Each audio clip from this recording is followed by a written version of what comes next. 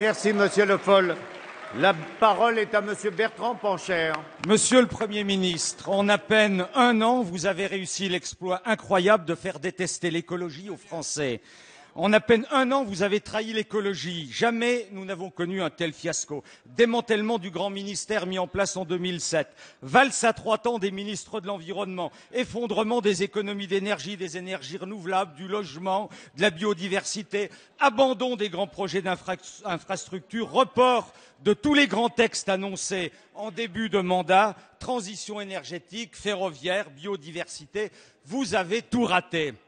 Même dans le domaine de la fiscalité, qui constitue pourtant votre grande spécialité, les Français ont compris que la fiscalité écologique ne se résumerait qu'en une taxe de 3 milliards d'euros pour le budget de l'État.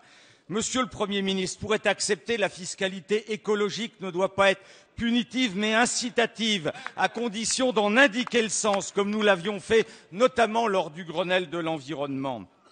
Vos atermoiements sur la mise en place d'une contribution climat-énergie sont à l'image de votre politique environnementale. Reculade, amateurisme, cafouillage et finalement abandon de tout. À quelques jours de la conférence environnementale, tous les engagements, sans exception du président de la République, sont restés lettre morte. Alors, Monsieur le Premier ministre, après avoir démobilisé l'ensemble des acteurs, conscient que vous êtes allé beaucoup trop loin, allez-vous enfin répondre à l'oukase d'une partie de votre majorité et enfin allez-vous retrouver la voie de la raison? Et si vous ne savez pas faire, venez vous voir, nous vous donnerons des conseils pour que vous réussissiez enfin. Merci, Monsieur Pancher. La parole est à Monsieur Philippe Martin, ministre de l'Écologie, du Développement durable et de l'Énergie.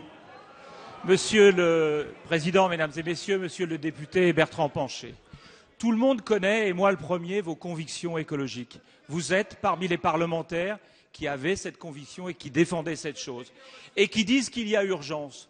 Et c'est vrai qu'il y a urgence. Songez que depuis le 20 août, si nous en avions eu la possibilité, nous aurions dû changer de planète, puisque l'humanité a épuisé l'ensemble de ses ressources depuis 8 mois. Malheureusement, je suis obligé de vous confirmer que nous n'avons pas de planète de rechange et qu'il faut donc changer de système. Et c'est ce que nous faisons depuis un an, contrairement à ce que vous dites, Monsieur Pancher. Car depuis un an, nous avons pris la feuille de route que le président de la République nous a donnée, qui est de faire de la France la nation de l'excellence environnementale.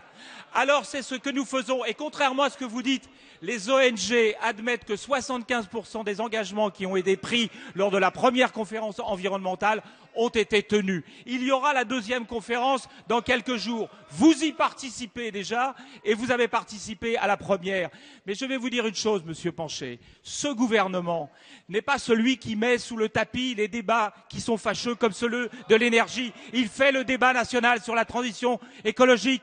Ce gouvernement n'est pas celui qui, en matière de taxes punitives, met en place la taxe carbone qui était, elle, punitive et qui a été censurée par le Conseil constitutionnel. Il commence à verdir la fiscalité de notre pays et c'est une première en France. Enfin, ce gouvernement, Monsieur Pancher, n'est pas celui d'un président qui commence par le Grenelle de l'environnement et les prix Nobel et qui finit en disant que l'environnement, ça commence à bien faire.